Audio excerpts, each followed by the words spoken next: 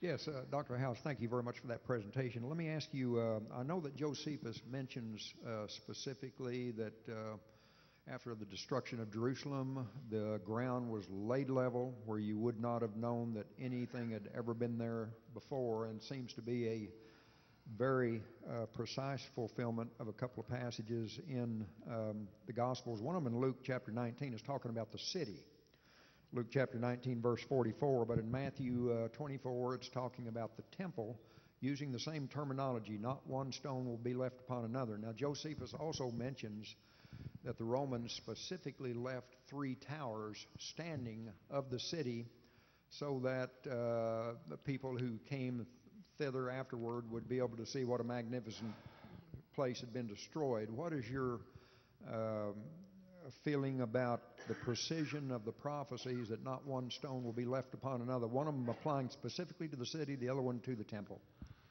Yeah, well, that's largely true, I think. You know, again, I want to say that I don't think Josephus always uses entirely exact language. Sometimes it's an exaggeration. I think there's some of that. You know, I suspect if you could take the time, you could have probably dug up a little ground and found some stones. You know, but it largely was just leveled. You're right on that. But you've got to deal with the fact that Titus did want to leave some evidence that what had happened there had been important, and that was for his glory, not anybody else's. I think that's true also. So I'd want to look at the Luke 19 passage to see exactly what it says.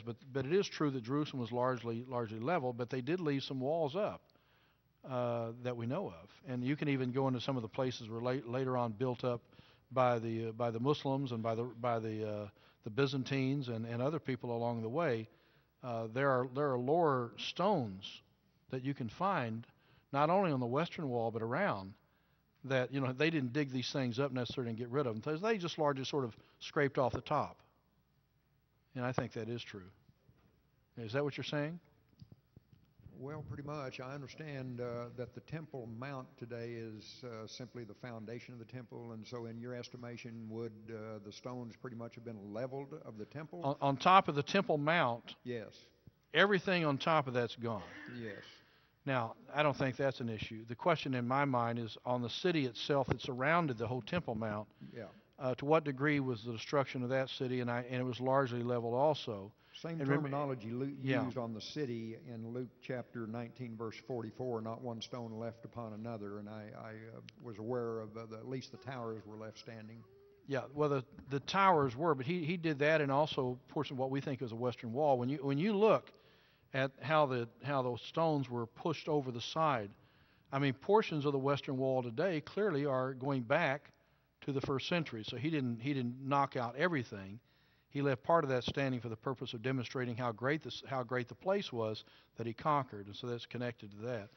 And also remember, when you have the kind of stone that they have there, it burned. You know, the kind of stone that you're using in building in Jerusalem. When you set it afire, you don't have much left because it burns up and it just turns into dust, as it were. So that wasn't too hard to do when they started burning things and looting and so forth. So I think, you know, Josephus is pretty accurate in that. Anybody else? Yes, hello, Wayne. I appreciate your Hi. very scholarly presentation. I'm just a layman, so I realize I'm somewhat out of my element when I engage in discussing these things with you and others. But I'd like to offer kind of a layman's observation.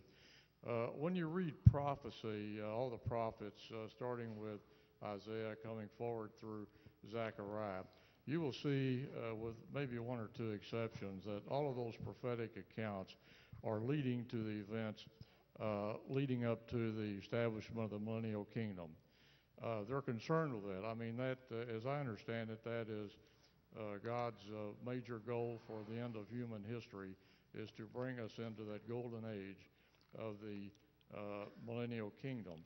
So with that in mind, you see that the prophets, by and large, will start their prophecy by giving a prophecy of something that's going to come to pass in the generation of the hearers in which that prophecy is given. This is to conform with the very high standards of Deuteronomy 18, which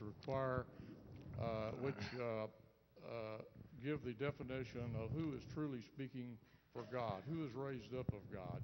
It must be the truth. It must come to pass. If that prophecy does not come to pass, then that prophet is not of God. I think Jesus was conforming to that very same standard. In verse 2 of Matthew 24, he gives a near-term prophecy of the destruction of the temple, which was to occur in about 40 years. With that in place, those hearers would see that come to pass, and then he launches into, like the other prophets, the events leading up to the millennial kingdom. And as a matter of fact, you can start in verse 27, and you'll see that these events he's talking about are closely tied to the coming of the Son of Man. I think these preterists fail to understand the nature of biblical prophecy, and I think that they are in very quicksand when they start looking outside the Bible to interpret the Scriptures. Scriptures, I hold, are self-validating, and these preterists have no standing. The biggest proof of their failure in this preterist point of view is that Christ has not returned yet. And that's what his whole prophecy is about. Once Christ gives the near-term prophecy of the destruction of the temple, then the events that are going to lead up to his return.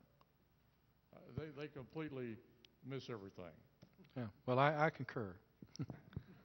Thank you, Wayne. Thank you very much.